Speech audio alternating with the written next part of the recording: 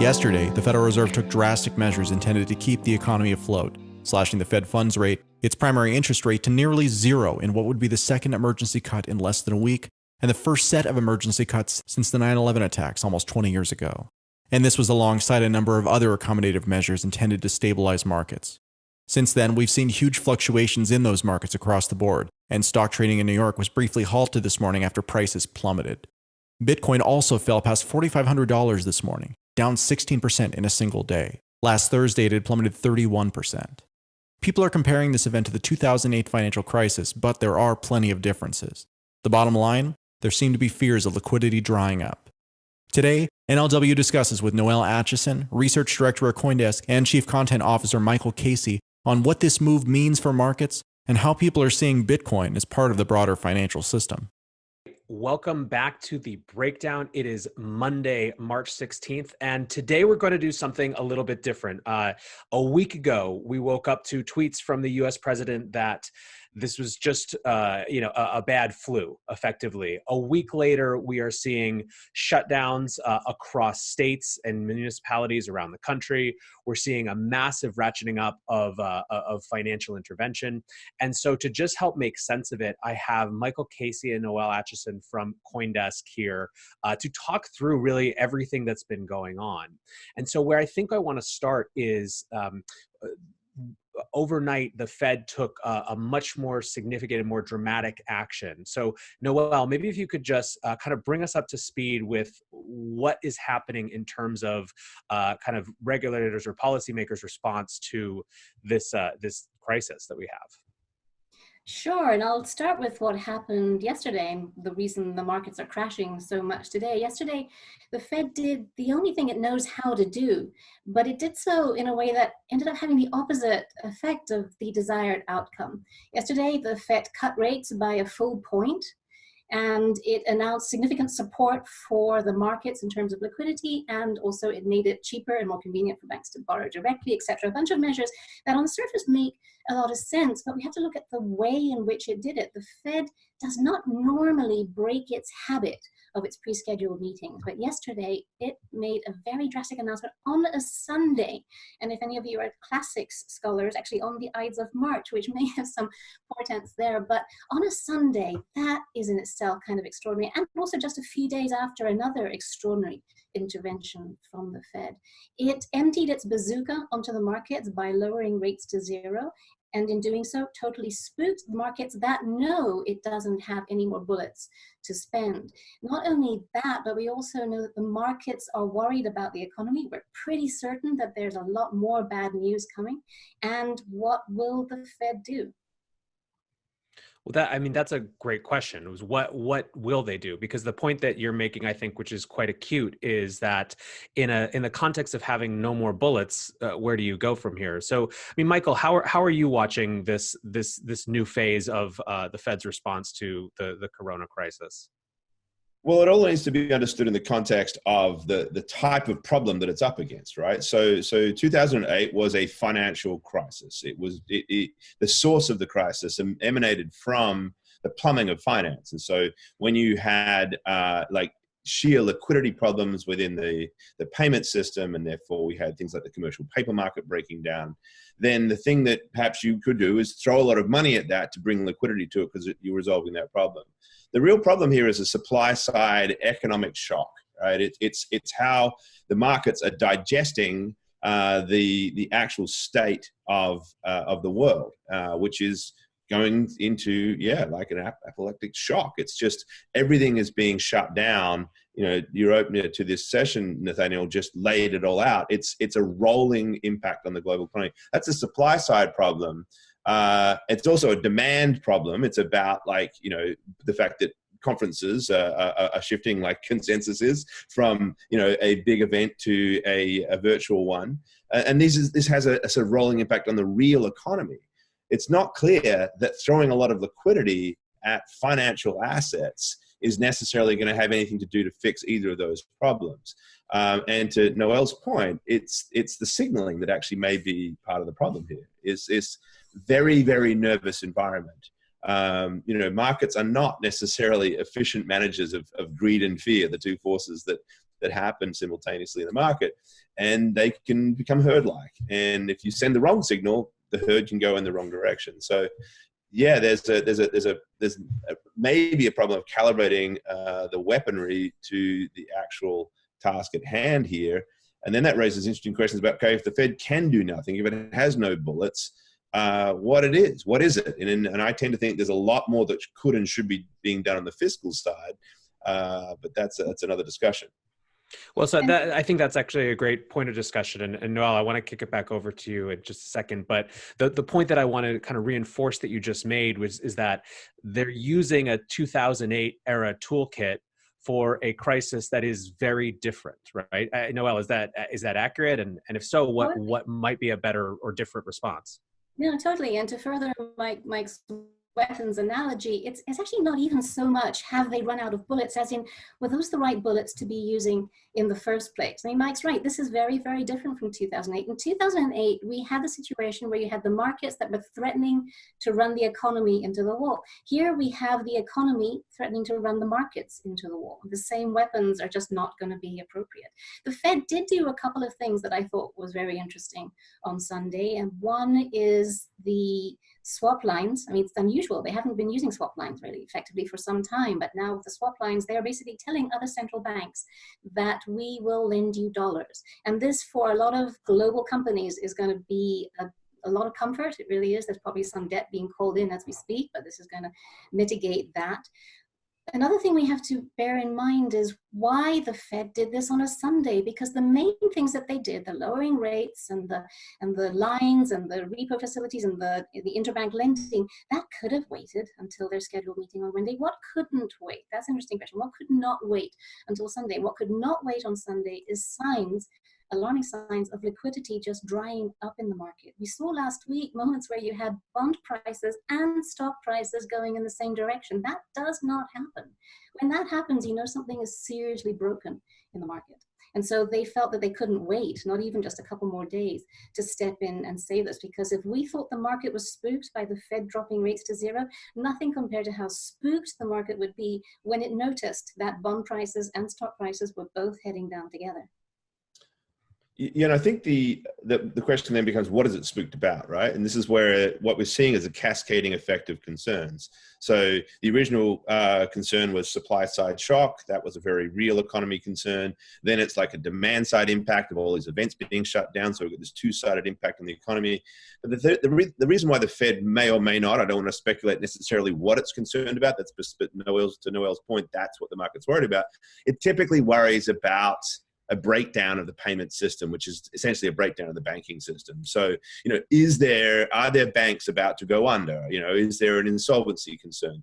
But if that's the case, then it is an interesting manifestation of the problem, because it's not as if that the solvency of banks itself was the cause of the concern in the first place.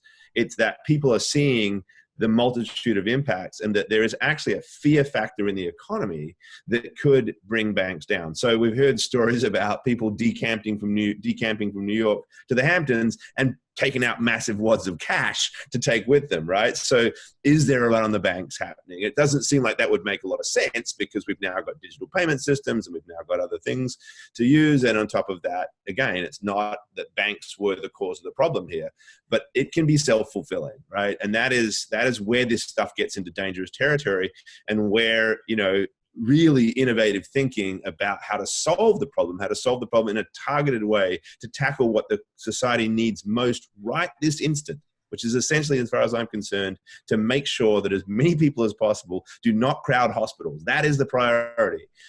We need to think smart about how do we enable that. And some of that is money. It is about making sure that they can live on what they can do by not going to work or whatever. But, you know, it's not necessarily throwing a chunk of money at the markets. Nonetheless, you know, markets are real, markets are important. Fear is a factor. And as I said, it can be a cascading, self-fulfilling prophecy. I wouldn't want to be a policymaker in this situation. My goodness, what a difficult call it is for them. You talk about earning your place in the history books, right? One thing we need to remember, though, is that banks are now much, much healthier than they were going into the 2008 crisis. The Basel Accords have shored up the capital reserves. So the chances of any bank going under now even with rates at zero, is actually a lot less than it used to be.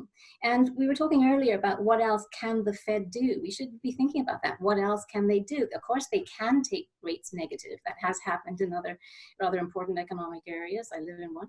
But nobody expects them to do that. So the next logical step is going to end up being something probably along the lines of helicopter money, which is in itself kind of alarming for what it could do for inflation. But it highlights what you mentioned, Michael, that this is a payments crisis. This is a payments crisis more than anything else. And helicopter money can keep some of the pipes flowing. And the repos, we should keep an eye on them coming up. There'll probably be some intervention there. As you said before, that is going to be kept going. However, this does, as you hinted, also open up the opportunity, almost the obligation to think of what other systems out there could help alleviate some of the clogging of the plumbing that is no doubt coming, and at the same time can perhaps reassure some of the population that are being affected by the dislocation that are lockdowns and other constrictive policies that are going to just freeze up supply and demand, and then also the economy through all of that. One of the great ironies and frustrations for those of us who've been watching this for a while is that you had a scenario where for the first month, 6 weeks of this coming in every single day from China, and seeing markets not react, right? And actually hitting all-time highs in mid-February. So you had this complete non-response, this complete ignoring of everything going on, to shift to today, where the only mass-scale intervention we're seeing is in the context of markets rather than actually dealing with economic implications, right? Not just kind of the financial asset price implications, but real disruption and dislocation to people's lives, and not large-scale attempts around the actual health implications, right? You still, even as Trump was speaking at the end of last week, acknowledging it at least more than we had the beginning of the week, you're still not seeing him say this is a national health crisis and actually doing anything about the health aspect of it. And it's hard to imagine that there's not going to continue to be this wide-scale fear and growing without addressing, all parts of it. Even, listen, holding aside entirely what we think is the right or wrong policy from the Fed, the fact that it's the only thing that we're really talking about. It's basically, governors of individual states shutting things down and Jerome Powell trying to fix it with rates, So there's this almost like schizophrenia of how we've switched from the markets being insane because they're ignoring it to the markets being insane because they're the only intervention is in that context. Well, I think that for those of us who have spent the last 5-6 years thinking hard about how the structure of the financial system might be different with different technological solutions and so forth, this is a really interesting time, right? Because it's precisely the possibility that we've actually framed the set of solutions around a structure that isn't necessarily sort of set in stone and doesn't necessarily need to be that way. But the way you put it, like either it is, shut everything down. That's what governors can do, or it is the Fed, right? But in fact, some of this plumbing problem, these are globalization problems, right? I mean, how do we deal with supply chains that are jammed up because of shutdowns around the world? How do we deal with the interconnectivity of the payments and good delivery systems? And how do we become nimble around that? How do we build a resiliency into our supply chains? And so if one shuts down, we can go somewhere else. What policymaker concerns should there be for that? But I think also, just to sort of drill down a little bit on that crypto analogy, I think, whether or not, we are all for central bank digital currency or Bitcoin or whatever, there certainly is an interesting conversation around, central bankers who have looked at the role that central banks might play in having a more targeted approach to money management if there were to be a digital solution in play, right? You've got the idea that then it can be a targeted tool. So this is all very speculative. We don't have any of these mechanisms in place, so it's all rather hypothetical. But it's useful to talk about to show where the limits of policymaking lie. So, for example, You know, if I am over-registered wallet of some sort that is recognized as somebody who has been laid off because of a shutdown, or who really should be at home looking after the kids, but I can't afford to, or whatever, the distribution of funds directly to that person through some sort of digital account, even if it is helicopter money, it's almost like targeted helicopter money, right? Rather than fiscal handouts, you know, could actually be effective. You know, and the questions about what is inflationary and what is not kind of become different when we look at the marketplace of recipients of those funds from that differentiated perspective, right? It's going to be used differently for different purposes for different people. And so, you know, and yes, it feeds itself back into the economy, and there may or may not be inflation impacts. I think that, to my view, that's not something to worry about right now. Not saying that the Fed's doing the right thing, but that I do think that this is a supply shock. It may not last, and therefore the impact could be quite different. But nonetheless, you know, thinking about how in a moment of crisis we deliver what is needed to people, and just approach this from that perspective, and then kind of deal with all the economic fallout later, I think is the right thing to do, given how desperate things are. When it comes to policymakers being reluctant to change anything, we have to remember that sentiment, as we've seen over the past couple of weeks, sentiment can change hard and fast. I think we can't deny that sentiment has changed really hard and really fast. And policymakers are an extension of sentiment. When public sentiment changes, policy changes as well. That's how finance has always worked. It takes a bit of time, but first the sentiment has to be there, and I think we can agree it is. Yeah, right before we jumped on this conversation, the newswires had Mitt Romney coming out and saying that we should give thousands of dollars to people affected, right? Yeah. Which obviously immediately the Yang memes started after that. But there's a actually, Romney Yang ticket. Somebody joked about a Romney Yang ticket.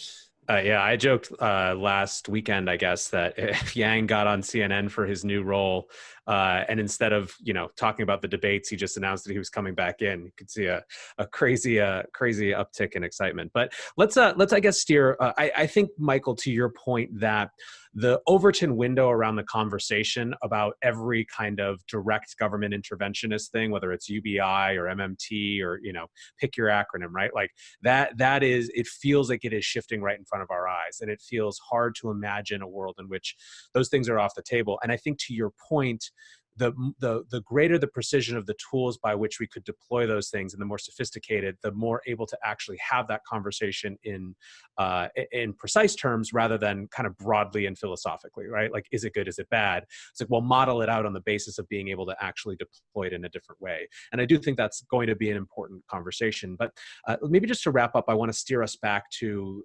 implications for Bitcoin, implications for the crypto markets themselves. I know for me personally, it's honestly, it's kind of felt hard to spend that much focus on it when we're still, like I said, you know, this is the first Monday where everyone's finally taking this seriously. But at the same time, you know, obviously one of the notable hallmarks is that Bitcoin has never been more correlated with equities than it has for the last 2 weeks. And there's a lot of conversation around what are the narrative implications of that. Are there people who are, does this diminish, or does this reject out of hand the idea of Bitcoin as a safe haven in some way, or as a store of value, or any of the narratives that there are out there? And I'm interested in your take on that. And I guess one kind of a context is, I was watching Pomp interview Mike Novogratz this morning, and Novogratz was he's been public about how he was surprised at how correlated Bitcoin has behaved. And he actually thinks that we're going to see at least a 12 to 18 month delay in the narrative of the crypto market as a whole when all is said and done, because for him, he can't imagine the new buyers wanting to come in when this asset just kind of seems to not be doing what some people at least thought it would do. Now, there's a bunch of different takes on that, but I wanted to see what your guys' reaction over the last couple of weeks has been. Okay, I'll jump in. You know, I think we're sort of, the narrative around Bitcoin itself, if you think about where it's gone over the last 5 or 6 years, has always been a shifting concept, right? We went from it being a payments vehicle to then being sort of digital gold and a safe haven. Now what is it? And I think that to me, you know, I have always thought that, you know, in risk-off moments, that is where, everything is sell, sell, sell, and the problems of leverage, whereby, you've got institutions who are borrowing, not necessarily to buy crypto, but to buy something else, have to sell whatever they can to repay those loans. This mass margin call kind of problem. It was inevitable that crypto would fall in sync with everything else. But I think that then, I had thought that at some point what would happen is, the dust would settle, and then the narrative would arise that, okay, now that everything's sold, what do I want to own as a hedge against, the potential kind of fallout and breakdown in the way that gold has traditionally been. And it's been interesting to watch the fact that gold, has fallen as well, right? So it just is an indication of how scared everybody is. But I do think that whether we call it a safe haven or a kind of a bet on a different world, this is going to be an absolutely transformative event, right? I think the best analogy is not the financial crisis of 2008. I hate to be dramatic, but it truly is closer to World War II. Hopefully not in terms of the violence that might ensue from it. I don't think that's necessarily the point, but the decoupling of countries, the sort of breakdown of globalization, the sort of disharmony in the world, and the absolutely massive, all over the place shock to the supply chain systems. All of that is going to just leave the world wondering what the hell to do next. And I think in that environment, the dollar as the sort of the fulcrum of the global financial system is really put into question, precisely because of that the combination, if you like, of that problem with the fact that there are technological alternatives to that model. And so at some point, we sort of in this moment when the world says, all right, what next? Bitcoin starts to look really interesting, right? As a digital alternative, as something that cannot be shut down, as something that sort of stands in contrast to the national structures that we're dealing with. It doesn't mean it becomes the world's reserve currency or the world's payment currency or anything, but that it stands there as an alternative to that. Does that mean it's a safe haven, or does that mean that it is just a different kind of depoliticized version for what our monetary world is going to look like? When does that happen? I don't know, but I do think that that's the way I think that we can imagine it. I'm sure there's all sorts of other competing theses out there. Noelle, I'd love to hear your thoughts. I have an article coming out on CoinDesk today in which I looked at the last time Bitcoin fell by this much, and I compared it to this time, and it's actually really informing. It tells us that it's the market evolution that has led us to where we are today. The last time Bitcoin fell by more than 35% was in April 2013. And back then it fell by 50%, almost 49% in one day. And that was because it had gone up by 3 times the previous 2 weeks or something like that. It was a profit-taking story. Everyone in the market back in 2013 believed in the story. They cared about the narrative. Sure, maybe some of them were sellers, but they all had taken time to understand what Bitcoin was all about. And it was an entirely Bitcoin isolated crash. The S&P did absolutely nothing that day. The gold's the same, also flat. But fast forward to now, and it's not about Bitcoin at all. It's about the markets. It's about panic. And Bitcoin was caught up in the general exit of investors from anything that could be redeemed for fiat. That shows that Bitcoin has grown up. That shows that Bitcoin is now part of the broader financial market. And that's what we wanted. That's what we wanted all along. And this is what happens when it becomes part of mainstream finance. I'm not saying it's part of mainstream finance yet, but that is kind of what we've all been working towards, to get this accepted by the bigger funds, to get this accepted by mainstream finance. And so it is going to be caught up in big mainstream events now that it is part of the grown-up world. I think that's a great way of putting it. This is the natural part of the natural fallout of 2 years of evangelizing. This is something that if you believe get off zero or 1% allocation or whatever, it's going to be one of the things to go to. So I agree with that entirely. So I won't ask you guys for any predictions. Obviously, we are all in uncharted territories. But what are you watching for this week? What signals are you looking at? Noelle, maybe we'll start with you. I'm worried about the funds in the crypto sector and funds broadly. I'm worried about funds because when we start to see big fund liquidations, that sends an entirely different signal. It also does change market dynamics. Yeah, I mean, I'm looking for, the classic signs of capitulation that I think, you often see in these environments. I'm not sure that that term is as easy to apply to something that is just so overwhelmingly kind of, it's just multifaceted, and therefore there are constant cascading effects. But in theory, right, everything has its price, and looking whether it is at Bitcoin or looking at just markets in general, there are going to be people saying, "Is this the time to get in? Like, is this where there is enough blood in the streets, to use that horrible analogy, to buy?" Because how bad can it get? And because people, we as a society, we will come together and resolve this. I think this is what's interesting about this question. Is like, it used to be, no matter, don't worry about it, the Fed will solve this, and therefore that would be the trigger for people to come in and buy. The fact that they knew that the authorities would be behind it. To our original point, we're not sure that's the signal, but I do think that I'm seeing incredibly more cohesive understanding. The world is starting to understand the actual nature of the problem, and we're seeing social distancing actions and all sorts of things that may well have significant impact on improving the actual outlook for this epidemic. And that in itself, not Fed actions per se or anything like that to rescue the market, but literally good news around the potential trajectory that this thing might go on. That's the sort of thing that could just be a trigger, that we are actually coming together and figuring these things out. That would be a buy signal. Not that it's the worst is behind us per se, but there's just even an understanding that we do have the resources, that we have the ingenuity, we have the willpower, we have, so yeah, I could go for ages on that issue, but who's going to get in and buy right now? And what are the signals? I suppose that's the ultimate question.